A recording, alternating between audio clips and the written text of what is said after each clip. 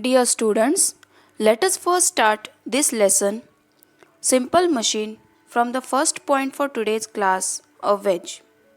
A sharp tool is formed on joining two inclined planes. Such a tool is called a wedge. A sharp edge can be seen in the knife. It can also be seen in a screwdriver and an axe. These are few examples where wedge can be seen easily. Now, how is a wedge formed? The two inclined planes, when come together, they form a wedge. What is an inclined plane? A slope-like structure is called an inclined plane. A wedge has also a slope-like structure from both its sides. So that forms a wedge. With the help of that wedge, you can cut anything easily with less force and less efforts.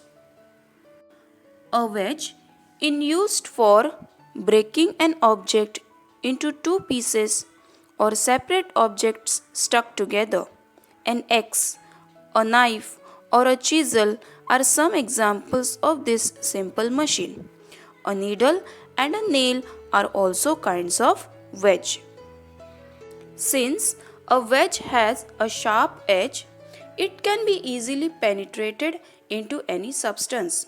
While cutting vegetables with the help of knife, you can see that very easily. With the help of knife, you can cut vegetables since a knife has a sharp end which gets penetrated through vegetables and your vegetables is cut down into small pieces. Now let's discuss about a lever. You can see one example on the textbook page number 86. A farmer is trying to remove a large stone with the help of a crowbar, or also you can say it as a iron rod. Such like structure is called a lever. A farmer is using a strong crowbar to remove a big stone back down into the farm. Such a machine is called a lever.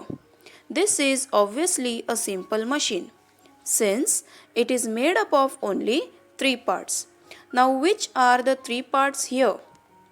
The three parts are one small stone, one bigger stone, and a crowbar.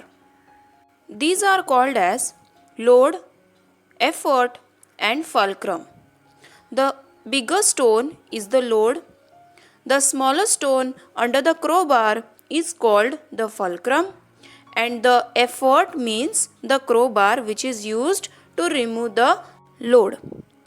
Now, with the help of a crowbar, a farmer can remove a load and taking a fulcrum below the efforts. Lever is in three conditions: first order, second order, and third order. The example of a farmer trying to remove a load with the help of fulcrum and an effort is the first order lever. The load is going in downward direction and the effort is pulled downward, then only the load will be taken upwards. In this case, fulcrum is at the center. The second order lever is when the effort is taken pulled upwards, the fulcrum is to the left hand side and load comes downwards. And the third order lever is the load comes downwards, effort is pulled upwards, and the fulcrum is to the left hand side. You can notice that in all the three conditions, load is always coming in downward condition, in downward state. Why is it happening? Due to the force of gravity, acceleration due to gravity, the earth pulls all the object downwards. As the earth pulls all the objects downwards, therefore the load always is in downward direction. Effort are upward in two conditions, that is second order and third order. And in first order, we pull the F-word in downward direction, and since the fulcrum is in the center, the load comes up automatically. A pair of tongs, a scissor, or a bottle opener, these all are kinds of lever.